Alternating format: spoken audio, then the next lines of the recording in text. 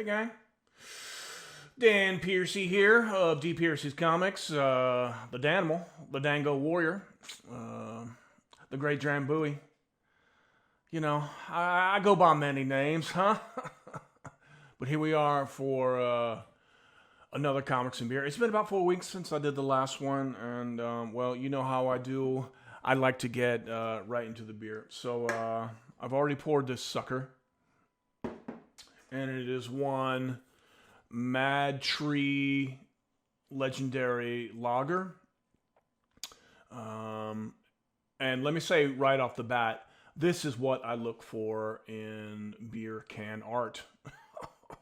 If that's important to you. It's a nice duotone scheme. Loving that, the green and how the green and the gold. Nice retro style lettering. The tree, they're called Mad Tree. They're out of Cincinnati, Ohio. Legendary lager. So they're featuring Cincinnati legends, and this is one Ezra Charles, the Cincinnati Cobra boxer from Cincinnati. And big fan of beer, big fan of boxing, pugilism. So this was a no-brainer. And, well, I'd be lying to you if I said I hadn't drank this already. I have. But here we go.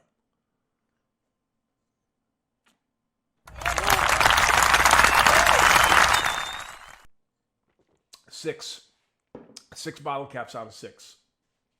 And I don't do 6 out of 6 bottle caps often, but this legendary lager is that good. It's very refreshing, and the kick-ass can art. So, you know, 6 out of 6, baby. 6 out of 6.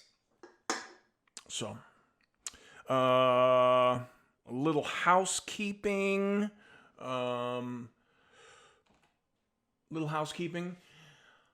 Did a shirt giveaway last month, and yeah, and Todd from the Comic Burrito podcast won that. I just basically did the first person to shout out D. Piercy's Comics and Beer, and it was Todd. The Comic Burrito guys are awesome. They do shows on Wednesdays and Saturdays. I will put a link to their stuff in the subscription. Like I said, they are awesome dudes. They pretty much support everyone. Their Discord is a lot of fun too. But anyway, the Comics and Beer shirt, and it's at comicsandbeer.com if you want one. I'll probably do another giveaway in the future. It'll be a drawing this time. So, yeah. Yeah. Would be remiss if I didn't talk about Invincible. It's pretty good, right? I've enjoyed it a lot. And my wife even likes it. And she is not a fan of animated stuff at all. You know, folks have been asking, oh, should I read the comic first or watch the show? And at first I was like, well, the show is different enough that if you want to go back and read the comic, you'll still enjoy it. But they are being pretty faithful to the book. So take that into consideration. There are a lot of subtle humor things that aren't in the show, so there's that. But I mean, very cool adult animated series. I mean, there's F-bombs and lots of violence and all that, and excuse me, had to get that out of the way, man. That's not cool, burping. But I think I probably do one every episode. Please forgive me, y'all.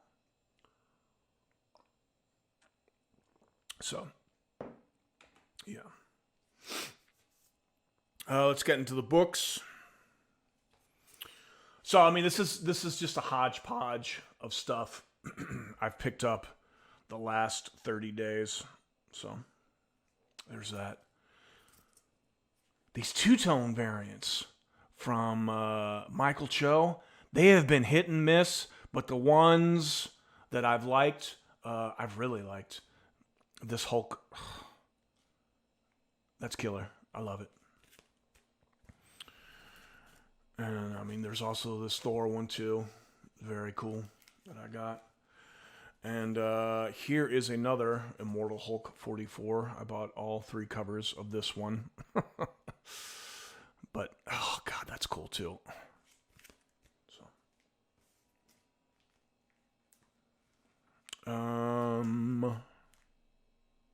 yeah. Beta Ray Bill. Beta Ray Bill came out this week, and, well, let's talk about it. Let's look at some panels. So this is Daniel Warren Johnson. You know him from things like Extremities, Murder Falcon, and Wonder Woman Dead Earth. And so, you know, looking forward to his take on Beta Ray Bill. And I don't think it disappoints. So he's doing Beta Ray Bill, and well, to start off, you get origins of Beta Ray Bill, and then he goes to Asgard and takes on this monster type thingy. And I mean, is that not cool art? That is cool art.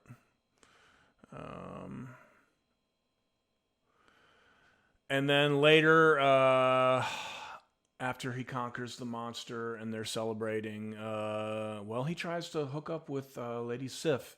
And when we find out he cannot revert back to his humanoid form because in a fight with Thor, he has destroyed his Stormbreaker, which makes it impossible for him to revert back to his human form. Sad face for Beta Ray Bill, not being able to hook up with Lady Sif. And, you know, he starts contemplating. He's bummed out being the horseman that he is. Poor Beta Ray Bill. And then Thor returns at some point. And, I mean, there's some jealousy. There's some jealousy going on between Thor and Beta Ray Bill. And he takes off, y'all. He takes off. But this is a good read.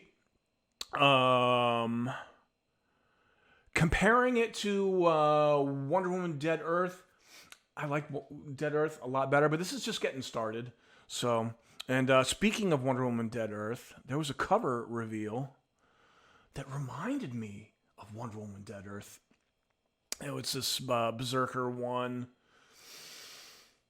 foil, 3rd print, kind of similar, but everyone influences everyone else, I guess, so there is that. But I saw that, and I was like, yeah, Dan Mora has looked at Wonder Woman Dead Earth, and maybe even influenced a little bit, huh? Yeah. So, I also got one of the variants for this. It's pretty cool, right? I think so.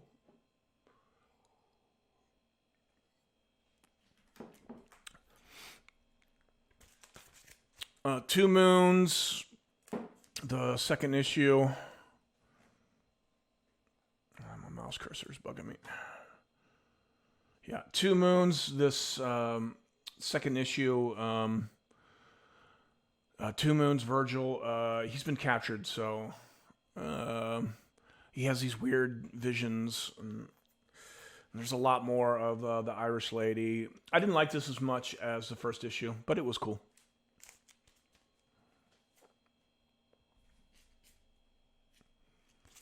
Harley Quinn. This came out 2 weeks ago, if I'm not mistaken. Yeah. This was just okay. Didn't care for the art either. I'm always telling folks, you know, Harley's origins are based in humor. So understand that when you're reading her book from the Batman animated series. But this is almost too much. Um, I think it will grow on me if I continue to read the title, but wasn't crazy about this art. I weren't crazy about it. I've been buying some back issues of Maestro, War and Pax. I've been digging this. I stopped reading. I didn't like the first series, other than the first issue, that much. So I didn't think I was going to dig this, but I do. Big Hulk fan too, so I want to like this. So yeah, Maestro 2.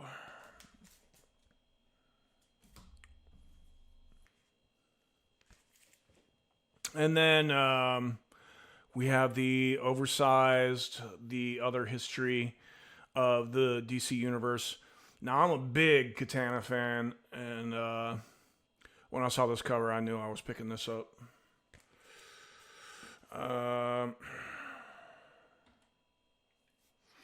So yeah, it basically goes over Katana's history. Well, yeah, the other history, go figure. And it does a really great job of emulating the art from her first appearances in the 80s. I will say, though, I think kind of the problem with these, well, I don't know if it's a problem. A lot of people that I've interacted with really dug this, but it reads like a textbook, and I mean it's kind of dry, you know, kind of dry, but it was cool. And just for good measure here, we'll take a look at two of my favorite Katana books from our 2013 series. These are David Finch covers, and they're awesome. They're awesome, y'all. Yeah, they're awesome.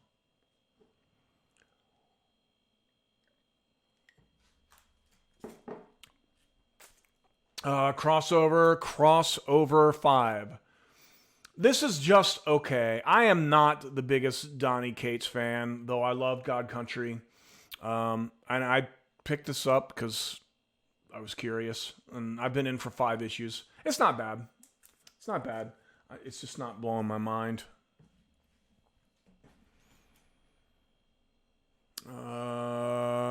Shadecraft.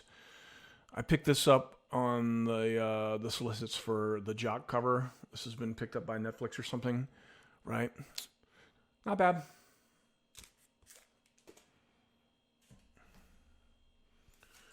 Orphan and the Five Beasts. This was kung fu shit, y'all, and it's cool. The art might be an acquired taste, but I liked it. And then, haha. I've been actually liking these second print covers more than regular covers, actually. So we've gone a bit here. Usually when I reach the end of the glass, it's time to end the podcast. So if you've watched this far, thank you. Like and subscribe, comment. I appreciate that. Yay. Cue the outro and cheers.